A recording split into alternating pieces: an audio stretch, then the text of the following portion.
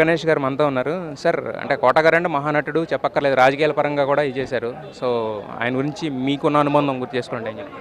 కోట బాబాయ్ నాకు దాదాపు 30 సంవత్సరాల నుంచి ఆ, 30 సంవత్సరాల నుంచి నాకు అత్యంత ఆత్మీయులు. నటుడుగా ఆయనతో నటించాను. నిర్మాతగా నేను తీసిన సినిమాలో అద్భుతమైన వేషాలు వేశారు. ఆయన మా గబ్బర్ సింగ్లో ఆయనతో పాట పాడటం కూడా జరిగింది. ఆయన మా సినిమాలోనే నాకు తెలిసి పాట పాడటం జరిగింది.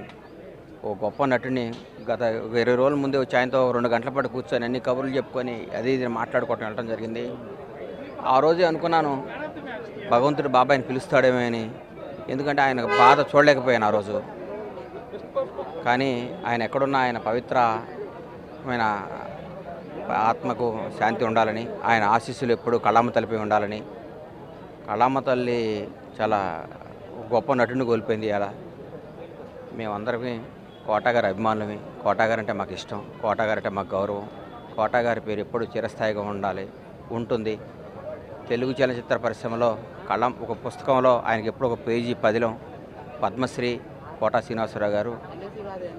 ఆయన గురించి ఎంత చెప్పినా తక్కువే. ఒక నటుడిగా ఎలాంటి స్ఫూర్తి సార్ మీకు? ఆయన భారత రంగంలోనే ఒక గొప్ప ఫైనెస్ట్ యాక్టర్, అందులో డౌట్ ఏముంది. ఏ క్యారెక్టర్ ఇచ్చినా ఏది ఇచ్చినా ఆయన చేయగలడు. ఆయనే సాటి.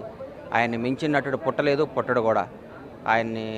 ఆయనకు బెంచ్ మార్క్. ఆయన కోటగారిలా చేయాలరా, కోటగారిలా యాక్ట్ చేయాలరా, కోటగారి వేషాలు వేయాలంటే ఒక బెంచ్ మార్క్. అలాగే ప్రొడ్యూసర్స్ యాక్టర్ అంటారు కదా, ఒక ప్రొడ్యూసర్గా మీరు ఆయనతో సినిమా చేశారు కాబట్టి ఈ రోజు కూడా ఒక క్షణం కూడా నిర్మాత కూడా ఇబ్బంది పెట్టడం కానీ, ఒక ఇచ్చిన డేట్ తప్పు చేయడం కానీ, ఏదైనా ఆయన చాలా గొప్పవాడండి. ఆయన గురించి ఎంత చెప్పినా తక్కువే. Thank you.